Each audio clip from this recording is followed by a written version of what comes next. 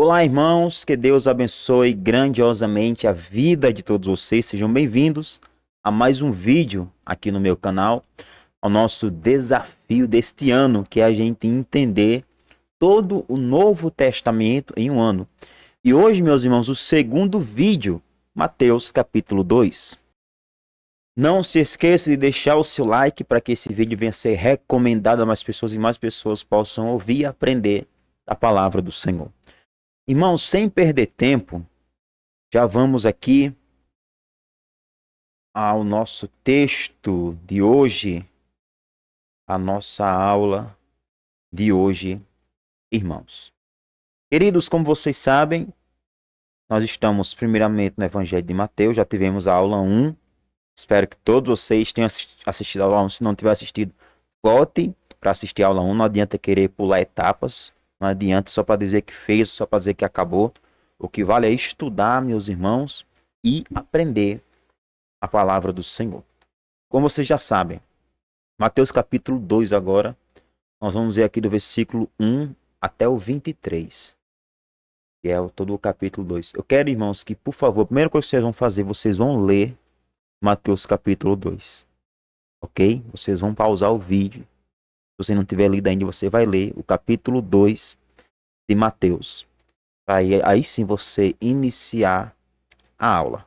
Então, que Deus nos abençoe, que o Senhor nos dê graça, que o Senhor nos dê misericórdia, que o Senhor nos permita aprender, Senhor, com a Tua palavra, que o Senhor abençoe esse projeto, esse desafio, para que a cada dia mais irmãos venham aprender com a Tua palavra, em nome de Jesus. Amém. Mateus capítulo 2, a visita dos sábios. Eu pergunto a você, a visita dos reis magos. Quantos foram, meus irmãos, os reis magos que visitaram Jesus? Pergunto a você. Quantos foram? 3? Mas a Bíblia não diz que foram 3. A Bíblia não diz que foram 3. Vamos ao estudo. Mais pra frente a gente vai falar sobre isso. Vamos lá. A visita dos sábios, ou os magos. Isso está em Mateus capítulo 2, versículos 1 ao 12. Jesus Cristo nasceu em Belém da Judeia. Esta era a cidade natal de Davi, situada a cerca de 8 ou 10 quilômetros do sul de Jerusalém, a caminho de Hebrom. O nome significa casa de pão, o nome Belém significa casa de pão. Uma designação muito apropriada para o povoado onde o pão da vida, que é o nosso Senhor Jesus, iria nascer entre os homens. É identificada como sendo da Judeia, para a diferenciação de uma cidade de mesmo nome no território de Zebulon, próxima a Nazaré. A designação da Judeia também enfatiza o fato de que Jesus pertence à linhagem real de Davi. Ele precisaria ser da tribo de Judá. Belém da Judeia, meus irmãos. Cristo, ele nasceu no tempo do rei Herodes. Herodes o Grande, como é conhecido na história, era um idumeu, edomita, filho de Antípater, que foi nomeado por Júlio César em 47 a.C., por ordem de João Hircano. Assim, eles eram nominalmente judeus, mas a religião de Herodes era, na melhor hipótese, superficial. Ele era um homem cruel, quase sem consciência. Às vezes, o reinado de Herodes o Grande é mencionado como tendo se iniciado em 40 a.C. e outras vezes em 37 a.C. Isso se deve ao fato de que, embora o Senado em Roma tivesse dado a Herodes o título de rei dos judeus em 40 a.C., ele só conseguiu o trono em 37 a.C., depois de 2 anos de lutas intensivas. A afirmação feita aqui de que Jesus nasceu no tempo de Herodes combina com o fato de que Herodes o Grande morreu em 4 a.C. Indica que o nosso calendário tem um erro de pelo menos 4 anos. Na verdade, Jesus Cristo nasceu provavelmente em 5 a.C. e morreu em 30 depois de Cristo. Meus irmãos, vocês sabiam disso? O nosso calendário ele está errado porque o Senhor Jesus Cristo ele nasceu muito provavelmente em 5 anos antes do que nós começamos a contar. Então era para a gente estar no ano de 2031 ou 2032. É uma curiosidade, não quer dizer muita coisa, mas é uma curiosidade. No caso, o nosso calendário, né, depois de Cristo, calendário cristão. Como vocês sabem, nem todos os países do mundo são cristãos.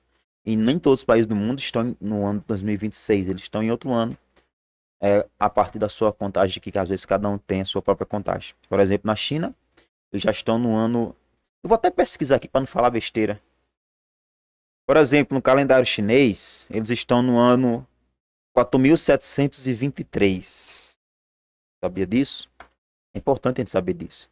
No calendário judeu, eles estão no ano 5786. E termina em 11 de setembro de 2026 o ano para eles. Vamos lá, continuando aqui. Nós temos que entender diferentes culturas, meus irmãos, porque Jesus mandou a gente ir a todo mundo e pregar o evangelho a toda criatura. E se eu chegar lá sendo uma pessoa analfabeta da cultura, como é que eu vou pregar para essas pessoas? Uns magos vieram do Oriente a Jerusalém. A palavra grega magoi, magos, originalmente denotava a casa sacerdotal entre os persas e os babilônios. Essa palavra é usada em Atos capítulo 3, versículo 6, significando mágico.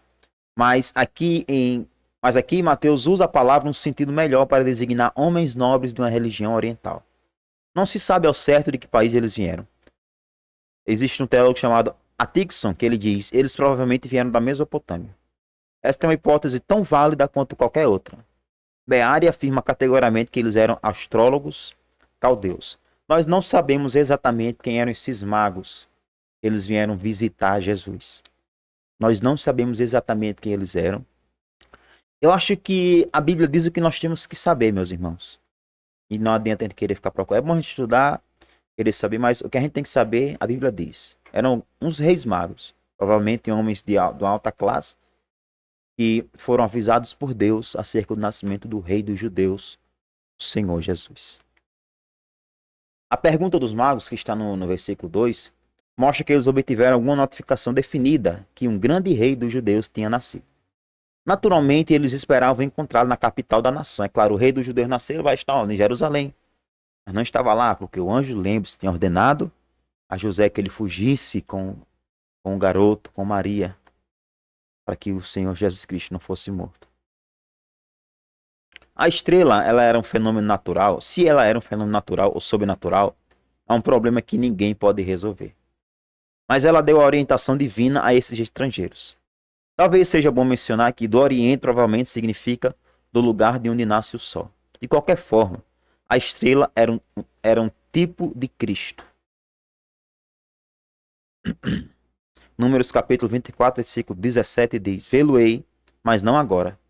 Contemplá-lo-ei, mas não de perto. Uma estrela procederá de Jacó, e um cetro subirá de Israel, e ferirá os termos dos moabitas, e destruirá todos os filhos de Célia. Aí é uma profecia messiânica. Os magos, eles ficaram tão impressionados com ela, com a estrela, que fizeram uma viagem cansativa de muitos meses para vir adorá-lo. Às vezes na nossa leitura, a gente pensa que a partir do momento que Jesus nasceu, os magos já estavam lá esperando, mas não. Eles demoraram alguns meses para chegar até Jesus, porque a viagem deles até a região que Jesus estava foi uma viagem muito grande, meus irmãos. E às vezes a gente não quer sair da nossa casa para ir para a igreja adorar o Senhor Jesus. Herodes, ele ficou muito perturbado. Que história é essa? O rei dos judeus está para nascer. O rei sou eu, Herodes. E muitas vezes nós não queremos acho que dar o nosso lugar a Deus, o lugar que a gente pensa que é nosso, seja na igreja, seja na sociedade. Nós pensamos ser alguma coisa. Há pessoas que chegam no cúmulo de orar assim: Jesus, sopre meu nome. Meu irmão, nós temos que pregar o nome de Cristo. Tem uma frase que diz assim: pregue a Cristo, morra e seja esquecido. É isso que você tem que fazer. Esqueça essa visão triunfalista de que Deus precisa de você, de que não, você vai ser um grande homem, grandemente reconhecido pelo que você fez pelo reino. Quem tem que ser reconhecido é Cristo. Quem tem que ser reconhecido é Jesus. Se o Senhor quiser que a gente fique reconhecido de alguma forma, a Ele toda a glória. Eu não quero ser reconhecido. Quem tem que ser reconhecido é o Senhor Jesus. Meu nome não salva. O seu nome não salva. O nome que salva é o nome de Jesus. E muitas vezes nós somos como Herodes. Muitas vezes nós somos como Herodes. Nós pensamos que nós temos alguma glória, mas nós não temos nada. Com o rumo dos acontecimentos, Herodes ele ficou perturbado. Veja só. Deixa eu terminar de ler aqui, que se... Eu não lembro se foi nesse comentário que eu li, mas se for, a gente vai ler aqui. Se não for, eu vou explicar para você o negócio. Se havia uma coisa que Herodes temia acima de tudo, era uma ameaça ao seu trono.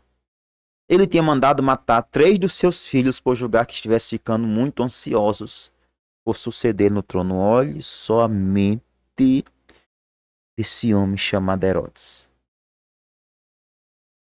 Ele mandou matar 3 filhos dele, porque ele dizia que os filhos dele estavam muito ansiosos para assumir o trono. Meu Deus, e às vezes nós estamos lutando pelas coisas desse mundo, morrendo pelas coisas desse mundo, como este homem estava. Quem foi Herodes? Herodes foi esquecido, morreu sem Cristo, está no inferno. O que adiantou o trono dele? De nada.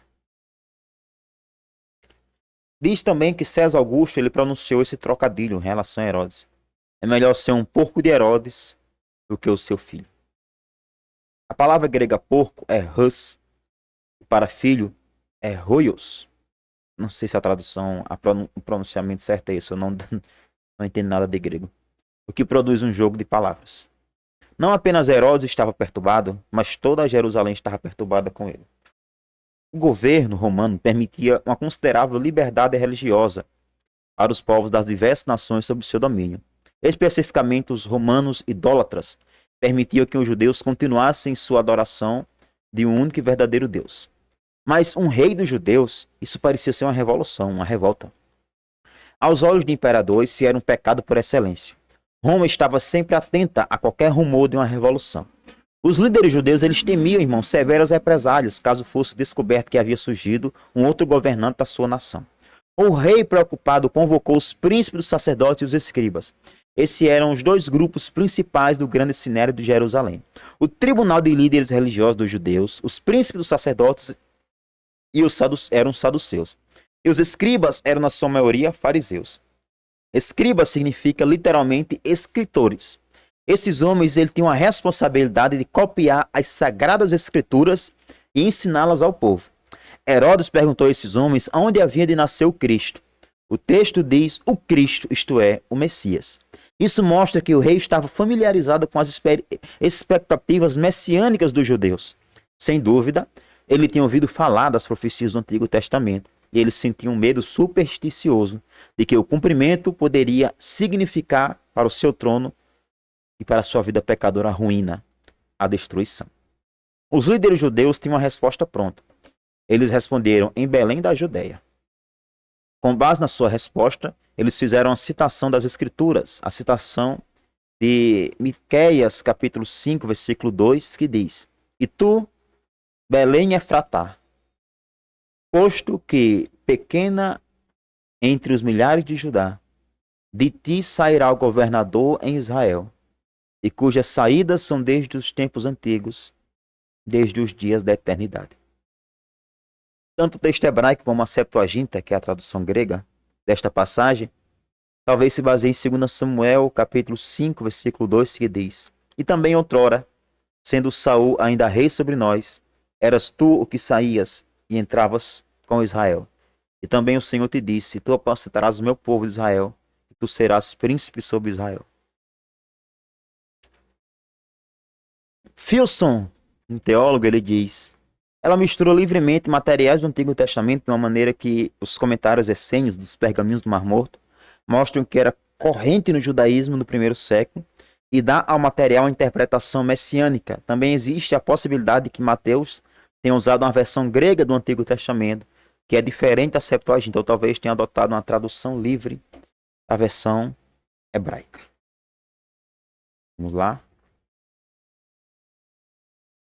Herodes chamou os magos secretamente, ou seja, de forma privada. O significado da palavra em grego é secretamente. Uma das principais características de Herodes era a astúcia. Herodes era alguém astucioso, ele queria ser esperto demais. Nós não conhecemos crentes assim, que eles sempre querem tirar vantagem dos outros. Eles sempre querem ser espertos demais, mais espertos do que os outros. Com certeza você conhece pessoas assim. Herodes próprio, o próprio Herodes, melhor dizendo, ele era muito ardiloso. Ele não confiava mais em ninguém. Ele perguntou aos homens exatamente quando havia aparecido a estrela. Então ele os enviou a Belém com ordens de procurar diligentemente, com cuidado meticuloso, pelo recém-nascido. Eles deveriam lhe transmitir a informação para que, disse ele, eu também vá e o adore. Olhe só a esperteza desse homem, o descaramento dele. Ele não queria adorar Jesus. Ele queria matar a Jesus. Ele não ia adorar o Senhor, ele queria matar. Os eventos posteriores, no caso no capítulo 2, provaram que o verdadeiro objetivo ao procurar obter essa informação era completamente diferente. Ele não pretendia adorar, ele queria assassinar a criança, eliminando dessa forma a possibilidade de um rival político.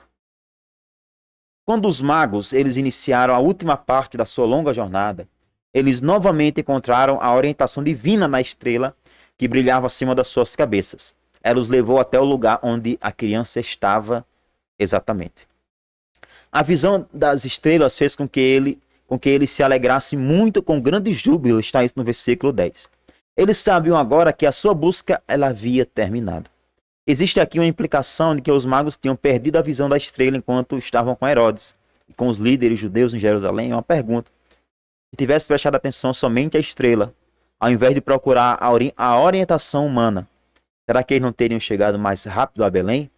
Se isso tivesse acontecido, será que o terrível massacre dos bebês teria sido evitado?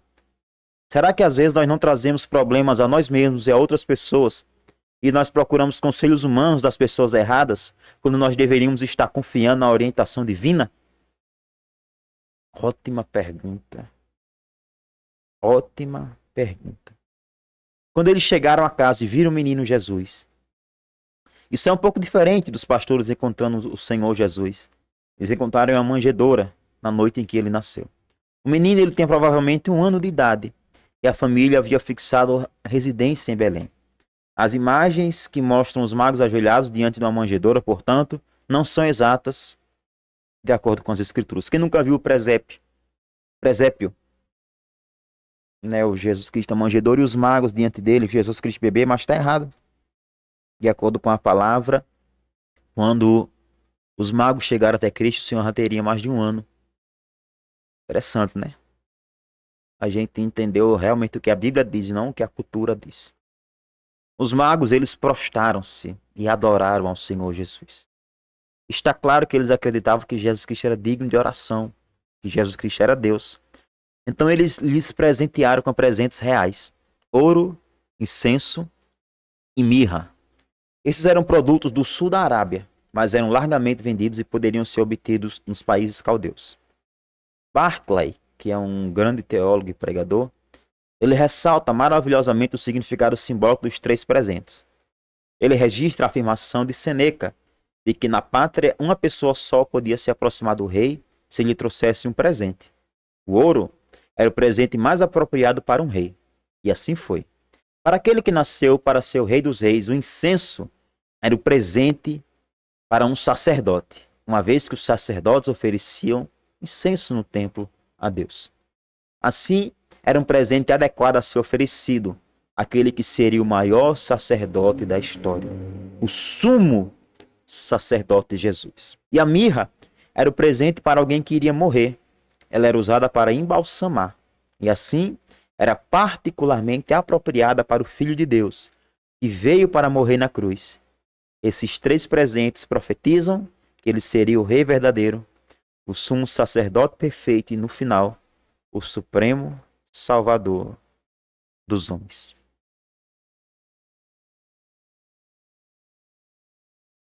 Agora sim. Ouçam-me, irmãos. O relato bíblico, ele não indica quantos magos vieram ver Jesus. Provavelmente não são 3, como é mencionado. Espalhou-se essa lenda de que foram 3 visitantes, depois que foram chamados reis. Talvez por causa dos presentes que trouxeram e receberam nome. Tem nome, deram até nomes a eles, assim, Gaspar, Melquior e Beltassar. Mas tudo isso é lenda. Quando os magos foram por divina revelação avisados em sonhos, para que não voltassem para junto de Herodes, eles voltaram para suas casas por outro caminho. Está no versículo 12. A atitude devota desses sábios astrólogos do Oriente é assim descrita por um comentarista. Ali, no limiar do Evangelho, aqui é uma citação, podemos ver a verdadeira relação entre a ciência e a religião. Que o conhecimento cresça mais e mais, mas que em nós resida mais reverência, que mente e alma, em harmonia, possam fazer uma única música como antes. Então, irmãos, não eram 13 reis magos. Isso é lenda. Isso é folclore popular. Por que eles dizem que eram 13 reis magos? Na Bíblia diz? Não diz, mas talvez o carro dos presentes. Porque diz que eram reis. Na verdade, não eram nem reis, eu estou falando errado, que eram magos. Aí você vê como aquilo que é falado repetidas vezes consegue entrar na nossa mente. E será que é só isso que nós ouvimos repetidas vezes, que entrou na nossa mente, mas que não está de acordo com a Escritura? Provavelmente não. No decorrer do nosso estudo nós vamos ver que tem muitas outras coisas que nós aprendemos errado. Porque uma mentira, ela falada repetidas vezes, ela vira uma verdade. Você pega uma mentira e fica falando, logo as pessoas irão acreditar nessa mentira. E com a relação à palavra de Deus é da mesma forma. Portanto, ó, não eram 3 reis magos. Já fique sabendo, se cair na prova da escola bíblica da sua igreja, não eram 3 reis magos. Não eram 3 magos. Tá vendo? Até os reis, eu não quero esquecer os reis. A visita dos magos, meus irmãos, ela sugere uma espécie de primícia dos gentios que viriam a Cristo em busca de salvação. O Evangelho de Mateus termina com a grande comissão de se evangelizar o mundo.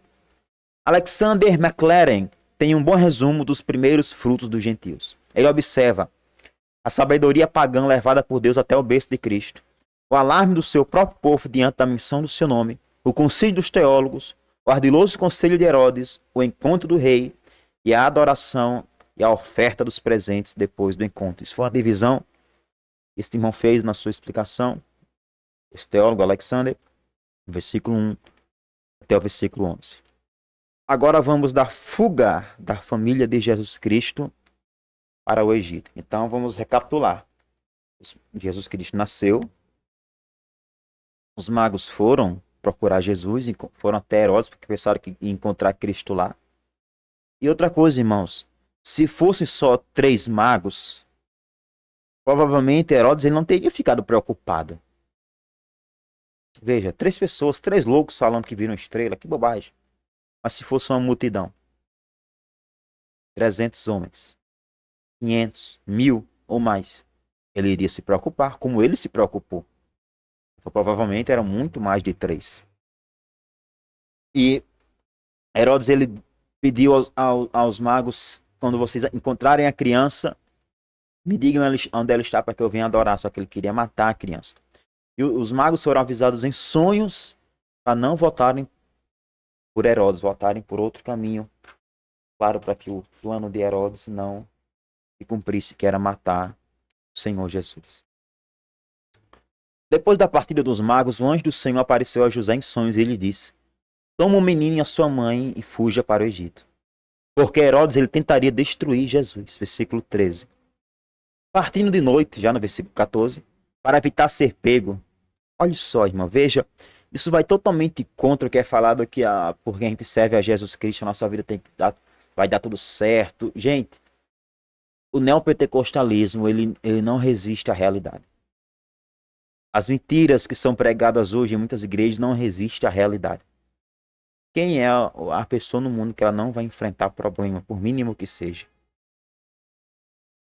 José, ele teve que fugir de noite. Não havia energia nesse tempo. Não havia lanterna. Ele teve que fugir de noite com Jesus, com Maria.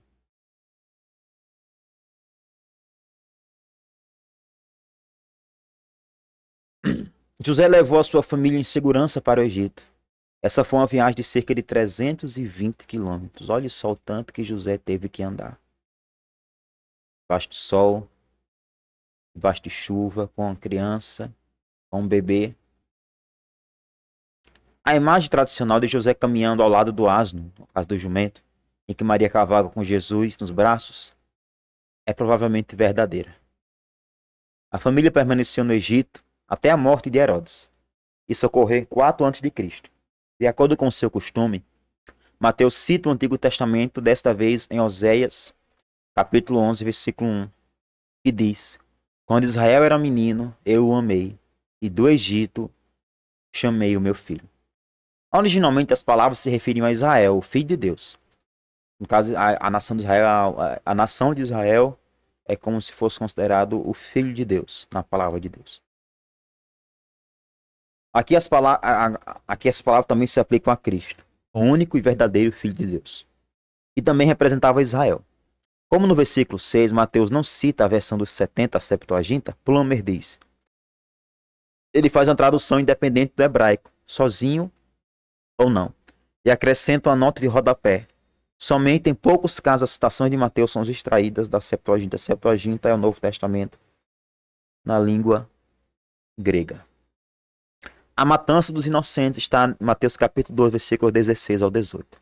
O fato de Herodes ter matado todos os meninos de Belém e seus contornos dos 2 anos para baixo, segundo o tempo em que diligentemente ele inquiriu dos magos, indica que agora fazia quase 2 anos que a estrela tinha aparecido. Tudo indica que Cristo estava com aproximadamente 1 ano de idade quando foi visitado pelos magos. Uma vez mais, Mateus cita uma profecia do Antigo Testamento. Lembra que eu falei na primeira aula? O Evangelho de Mateus não é o primeiro evangelho, não é o primeiro livro do Novo Testamento por acaso. Porque ele faz a ligação entre o Velho Testamento e o Novo Testamento, citando várias vezes o Antigo Testamento. Pois é. A citação dele agora está em Jeremias capítulo 31, versículo 15. Eu sei que quando você lê Mateus capítulo 2, obviamente você leu. E diz, Jeremias 31, 15. Assim diz o Senhor: uma voz se ouviu em Ramá, lamentação, choro amargo. Raquel chora seus filhos, não quer ser consolada quanto a seus filhos, porque já não existem. Ramá ficava a 8 quilômetros ao norte de Jerusalém, mas o túmulo de Raquel ficava na estrada de Belém, para Belém. O lugar tradicional, hoje conhecido, fica a cerca de 1,5 km ao norte de Belém. A passagem de Jeremias também está relacionada com os cativos de Jerusalém quando foram levados através de Ramá a caminho da Babilônia, 586 a.C. Embora na história secular não exista um registro desse perverso massacre dos bebês inocentes em Belém, ela se encaixa perfeitamente com o caráter de Herodes. Como já foi observado anteriormente, esse rei cruel e maldoso enviou 3 de seus filhos à morte. Nós já falamos sobre isso hoje. Ele também matou a sua esposa favorita, Mariane, e a mãe dela. Josefo ele é um historiador judeu, um dos mais importantes historiadores judeus para o cristianismo. Josefo, que é Flávio Josefo, ele conta como Herodes, ao saber que estava morto, convocou todos os principais de toda a nação dos judeus perante ele em Jericó, sob pena de morte, no caso de desobediência, e ali ele ordenou que fossem trancados no hipódromo, temendo morrer sem que fosse pranteado. Ele instruiu a sua irmã Salomé para que quando ele morresse, e antes que isso fosse anunciado publicamente, todos os líderes judeus no hipódromo fossem assassinados. Assim ele teria a honra de uma lamentação memorável em seu funeral. Herodes, ele era louco. Herodes, ele era louco. Ele é uma das piores pessoas que já existiu. E ele ordenou esse terrível assassinato de vários bebês, de várias crianças em Belém. E isso com certeza foi um dia muito triste na história da humanidade. Muito triste. A sede do diabo em matar Cristo. Mas ninguém pode frustrar os planos de Jesus. Ninguém pode frustrar os planos de Deus. O retorno para Nazaré. Nós estamos terminando, irmãos. Não se apresse. O estudo bíblico é assim mesmo. Se fosse para a gente estudar ainda mais a fundo, a gente ficaria aqui um dia e um capítulo seria pouco. Mas como eu falei, é para quem quer aprender. É para quem quer aprender de fato e de verdade. Depois que você terminar esse desafio, você vai ter entendido o Novo Testamento. E quando chegar no livro de Apocalipse, vai ser o mais complicado. Nós vamos entender. Vamos, em nome de Jesus. O retorno para Nazaré. É Mateus capítulo 2, versículo 19 ao 23. Depois da morte de Herodes, deixa eu só ver se está tudo certo aqui na gravação. Tá?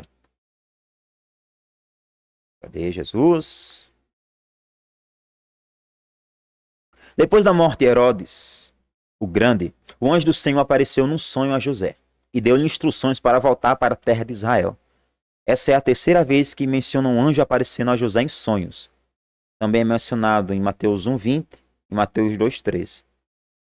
A frase num sonho aparece em um total de 5 vezes nestes 2 primeiros capítulos. Quando José chegou à fronteira da Palestina, ele soube que Arquelau estava reinando na Judéia, como sucessor de seu pai. Isso lhe deu medo de fixar residência ali, pois Arquelau era o pior dos filhos de Herodes. Senhor amado. Conhecido por sua maldade e crueldade. Joséfo disse que logo depois de subir ao trono, esse monstro selvagem massacrou 3.000 pessoas. Parece que José ele tinha pensado em voltar a Belém e estabelecer-se ali. Isso seria algo natural para ele, à luz do anúncio do anjo. Uma vez que Jesus era de forma singular o filho de Davi, teria parecido mais adequado que ele fosse criado em Belém. Mas esse não era o caso. Avisado novamente em sonhos, José foi para a região da Galileia. Ele provavelmente desceu a estrada de Jericó, cruzou o rio Jordão e subiu ao lado leste do vale, voltando a cruzar o rio ao sul do lago da Galileia. O território que ele atravessou era governado por Herodes Antipas, o Herodes dos evangelhos. Embora fosse filho de Herodes, o Grande, ele não era tão cruel quanto o seu irmão da Judéia. Irmãos, existem vários Herodes, ok? Existiram vários Herodes. Herodes era como se fosse uma nomenclatura para o governador. Assim, os refugiados estariam mais seguros ali. Eles se estabeleceram na sua antiga cidade de Nazaré. Este povoado estava situado a cerca de 130 quilômetros ao norte de Jerusalém e aproximadamente na metade do caminho entre o Mediterrâneo e o Mar da Galileia. Obviamente se tratava de uma cidade pequena e obscura, pois não é mencionado no Antigo Testamento nem por Flávio Josefo, nem no Talmud. A visão de que os judeus tinham dela na época de Jesus era claramente evidenciada em João capítulo 1, versículo 46. Pode vir alguma coisa boa de Nazaré? Porque eles perguntaram. E Filipe perguntou. Lembrando, irmãos, que este nosso estudo não substitui a leitura. Ok? Continue lendo a sua Bíblia.